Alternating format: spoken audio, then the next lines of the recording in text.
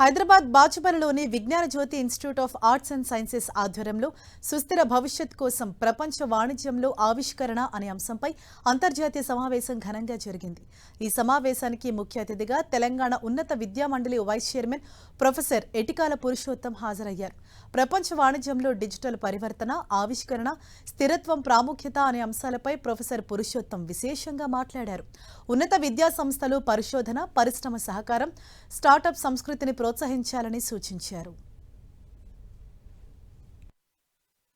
అదేవిధంగా తెలంగాణ గవర్నమెంట్ కూడా ముఖ్యమంత్రి రేవంత్ రెడ్డి గారు కూడా ఇదే బాటలో పయనిస్తూ విద్యా విధానాల్లో సమూలంగా మార్పులు తీసుకురావాలనే ఉద్దేశంతో ఎన్నో ప్రయత్నాలు చేస్తున్నారు. దానికి అందరూ కూడా మనం సహకరించాలి.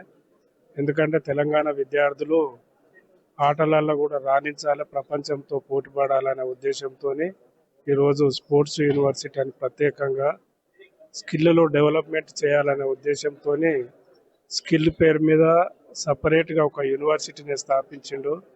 అదేవిధంగా తెలంగాణ విద్యార్థులు మంచి సైంటిస్టులు కావాలనే ఉద్దేశంతో దానికి ఒక మైనింగ్ యూనివర్సిటీని కూడా ఏర్పాటు చేసిండు.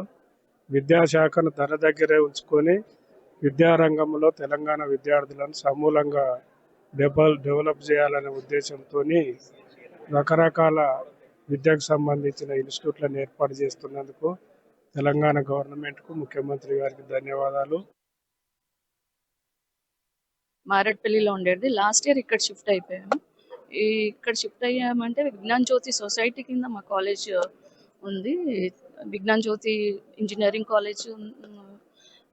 కాలేజ్, విజేఎం మేనేజ్మెంట్ కాలేజ్, ఈ కాలేజెస్ అన్నీ ఇక్కడ ఉన్నాయి కాబట్టి మాకు అన్ని ఫెసిలిటీస్ ఇక్కడ బాగా ఉన్నాయి కాబట్టి ఇక్కడికి షిఫ్ట్ చేశారు. ఇక్కడికి వచ్చిన తర్వాత చాలా స్టూడెంట్స్ కూడా చాలా హ్యాపీగా ఉన్నారు. ఎందుకంటే అన్ని ఫెసిలిటీస్ ఉన్నాయి. స్పోర్ట్స్, నేషనల్ లెవెల్ స్పోర్ట్స్ కూడా ఆర్గనైజ్ చేసాం ఈ మధ్యన. అన్ని ఏదైనా చేయగలుగుతున్నాం. ఇక్కడ ఇంటర్నేషనల్ కాన్ఫరెన్స్ ఈరోజు జరిగింది.